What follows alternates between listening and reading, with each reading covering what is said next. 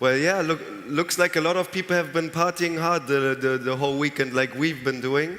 But super happy to be here. My name is Richard.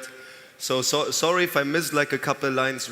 Yesterday, the waiter, I asked for coffee, and he brought me the rakia, and then afterwards, you can imagine, I woke up this morning, I didn't even know where I'm at. But I'm super happy and grateful to be here. I know it's a great opportunity. I know some people are also listening from the online, and I see it's an amazing conference, great people, great projects. And I'm here to share with you a little bit about the project that we've been building, and it's been in the progress for almost over a year at this point. And it's a passion project for me personally. I actually started doing business coming from Germany and getting into the online marketing industry like 7-8 years ago. And the last like three to 4 years, I took the time to travel and connect with the best people in the crypto space, but also in general in economy, politics, and in different areas to find the project that I really want to work on and where we can give the purpose, the impact, and the mission and do something great for many people on this planet. And you're going to see the evolution of crypto, NFTs, and the whole technology is going to change the world as we know it and as we see it. So first off, I have a little question. Wow, it's like, well, where did you guys come from? Like, anybody came from more than 5 hours flying away? Where did you come from? Where? Okay, yeah, sorry, I don't hear. I think it's still the rakia from yesterday. But I had some friends, they came from Singapore, people from all over the place. And it's great because at the end of the day, crypto and NFTs is going to connect people and build the communities and give us people back the power to do the things that we want to do and have the control over it. How many of you guys own NFTs? Any one of you have NFTs? Yes, a few? Nice, perfect. So I'm going to go a little bit over what happened in this space, what I've experienced, and what personally attracted me to this. So at first, we all probably heard about Bitcoin. And 2009, Satoshi, who's still anonymous, as most of you hopefully know, and he released a white paper, and what we know as the blockchain and the crypto started there. But honestly, that's just the building block, because before, people have been trying to find the ways to create a decentralized system for the money exchange, because right now everything, when it's centralized, the centralization of power is also very hard for the whole world to kind of control our own money, control our own politics, and control what we're doing. We're all governments, we have the banks, and we have like centralized institutions, and this was the first time it worked. That was the first time it worked, and where people understood, okay, crypto, the whole technology can and will change the world as we know it. And then this guy, I hope you know him as well, Vitalik Buterin. We had the pleasure to meet with him and sit with him last month in Montenegro when he got the passport and the citizenship there. And he created, 2013, he released the Ethereum, which changed everything. One of my friends, Jonathan Levi, he was working on Bitcoin and tried to bring smart contracts and what Ethereum basically has been doing to Bitcoin, but the regulations were too complicated. So then what happened with Ethereum is it built the foundation for many people and many projects on this planet to realize their vision and their mission. And maybe you guys know this guy, maybe you don't. He was the first person that minted an NFT ever. And this is actually this first ever NFT, and it sold last year in 2021 for a total of $1.4 million at Sotheby's. So last year was basically the point where the traditional art world and the NFT and crypto art world fused for the first time. You have the different things that I'm gonna show afterwards. Because before, to get in the art world, you have a very high barrier of entrance, and now you have the creation of the ERC 721, the 271. No, that's shit. Wait. Yeah, where we have the fusion of like the CryptoPunks, the Bored Ape Yacht Club, and many projects that have been building their communities. And it came into the public, you know, at Sotheby's, at Christie's, all these collections were there, and people had their first public perception and realized like, oh shit, this is like real, it's happening, and it can actually change and impact people who never heard about crypto. Many people that I've met, their first entrance into the crypto world was through the NFTs. Okay, the BAYC phenomenon, we all seen this, you know, people buying these monkeys for like hundreds of thousands of dollars, celebrities aping in and going into the communities and basically starting to make it mainstream. And that's where we are today, to have a little shortcut. And we have now the NFT space open, and nobody really knows where it's going to go. So it's people like you, people like I, people like us who have the opportunity to take this and turn it into for what we want to turn it into. You know, the barriers are very high again. Like if you want to buy like the BAYC, for example, it's like super high entry, but it's changing, and that's what we're not just trying to do, but what we're doing. We're bringing the celebrities, and the people already have the large communities, but we don't want to sell the NFTs for super high prices and cut out the regular people that are actually building these communities. But we want to make the NFTs that everyone can afford and everyone has the actual value and the actual utility, you know? Because now it's for many people just as an investment. They get in to get out and find someone who pays more to make the profit. And Niftables, what we're doing is we're connecting and ushering the future in the way that people have the opportunity to buy NFTs for less than $100 and actually get more value out of it. You know, people from all walks of life. You can imagine people you heard from like the Fortnite, this video game, the kids love to play it.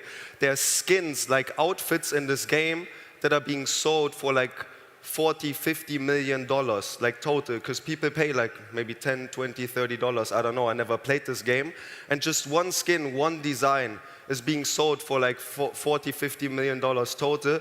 The whole revenue of the company is billions of dollars that people spend in-game, and they cannot even resell it. Like if you stop playing the game, you're losing your value.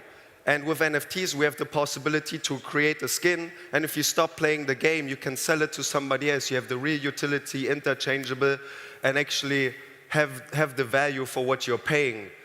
And it's not just the JPEGs now, but you're going to have the utility for NFTs. And the way what me personally, what fascinated me the most is the ownership. So in the future, instead of having the marriage certificate or going to the government and transmitting the ownership of your house to somebody else with like a contract, you're going to have it on the blockchain. So it's open source and everybody can see it from anywhere in the world, and it's actually much more flexible to move it. You know, we're going to have the identification and all digital certificates that are going to be built and be seen and are going to be transparent for all the world to see, which can be good and bad, you know, but it's bringing the transparency, which I'm very, very happy about. So we were looking at the possibilities. What can we do that has not been done yet? How can we bring the creativity and freedom to the people? How can we not limit people's creativity? Because NFTs don't limit your creativity. NFTs give you endless possibilities, because at the end it's a line of code and you decide what you do with it. But we want to, because if you've been on OpenSea, you know you need like different add-ons and extensions and different tools to actually search things, to actually filter things the way that you want to do. So we're bringing these things and a lot of customization to the market. We want to empower brands, creators, and everyone working with us to, if they have an idea, we will find a way to realize it and actually produce it and execute it, because execution is the #1 key in this. And we will have the full management all from one panel, which means, like I explained before, you're not going to have like the OpenSea and then 1 million tabs and then this extra and that extension, which is kind of keeping your focus away from the important things. So the partnerships, I cannot tell too much, to be honest. Like we signed some very, very strong people that we're working with right now, and one of our biggest technologies that we created has been used by one of the biggest football clubs to do the one-of-one NFT for one of the best soccer players in the world. But we're working on like very, very discreetly to protect like our business relationships, obviously. But a lot of interesting things are coming, and you're going to see. We actually had the pleasure to win an award in Dubai like a month ago, before we officially and publicly released, because the technology and what's behind it is groundbreaking, to say the least.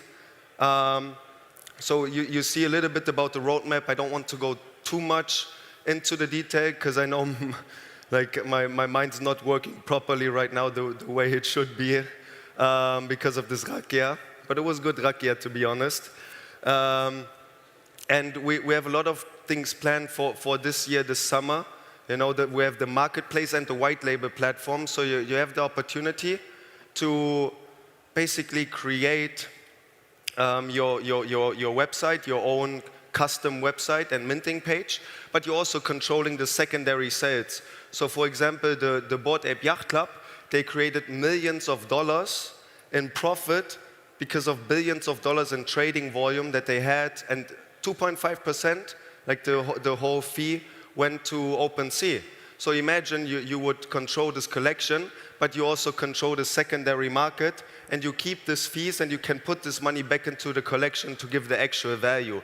Because what I've seen, and I'm going to be honest, maybe you guys had similar experience, like when I was minting the NFTs, many times the people made millions of dollars, started buying watches, cars, houses, this and that, didn't invest back into the project, and the project went down and didn't really give too much value. So here, we want to build the projects that give the real value and give the real utility to people, backed on a foundation, not just of the technology, but how we create the collections and the value that we give, that people will have a more positive outlook. Because I know right now is not the best time in general for like crypto and NFTs, and a lot of people had problems, and it's hard. Like I actually invested in my first crypto in Bitcoin, like 5-6 years ago. The first time it went over 10,000, so I bought at $14,000 my first Bitcoin, and had to wait 4 years, 3.5 years to turn a profit on this. And I was still holding. It was not the easiest time, but at the end of the day, it's a journey. And I'm personally not in it just to make the money, but to create the value. And if you have the same intention, you will also get more out of it, because a lot of people got burned in the last couple weeks. So yeah, it's an interesting journey, it's an interesting ride, and I invite all of you to become part of this in the way. You know, it's the creativity and the ideas that you can have, and you can find a way to realize it, because it's a whole new market. I met one guy in Los Angeles. His little nephew has the real estate agency for the Metaverse. So he goes in the main metaverses of Sandbox and Decentraland and Axie Infinity, buys the land. Sometimes they even build the offices and rent it out, or they sell it again. And the first time I heard about it, it was crazy, because I'm not really the gaming type of guy. So for me, I never got too deep into most of the gaming communities. And I seen this, and I was like, wow, people really spend thousands and tens of thousands of dollars for a piece of land online. In the same way, you know, for some people, it's maybe crazy to buy land in the real world, but it's physical. We can touch it. And to understand this world, besides a lot of research, it's really important to lose that idea of that things have to have the value for you to pay for it. Because it's social currency at the end of the day. People now still to this day, lots of them, even if they admit it or don't admit it to themselves, they would die for the social currency. Like even just a blue check on Instagram or Twitter or Facebook. And you can imagine the NFT and the space that's coming here right now. In the same manner, just that now the real projects that have the real utility, the real foundation, and the real value are coming, not just from us, obviously. You know, I met great people who are working, like Snoop Dogg, for example, bought the Death Row Records, and they made the NFT record label now, and they sell the music. So you can own part of history, you can own part of the music, you can literally own part of Snoop Dogg's songs, and if they make the royalty, you're making money off of it. You know, you can own the song and make your own remix out of it if you're a DJ or like a hobby DJ or whatever. And people are starting to use this because it gives the freedom in this space, especially back to the artist. You control your own creativity, but you control also your own royalties, and you decide what's happening, and it's given back to us. So it's going to be an interesting ride. It's important to go into it with the right moral and with the right ethics. So it's going to be very, very interesting, and super, super happy for this whole conference, for Zoran and for Mladen to invite us. And I hope maybe to see some of you guys in the future, maybe even working together on a project. Thank you a lot and have a beautiful day. Ciao, ciao.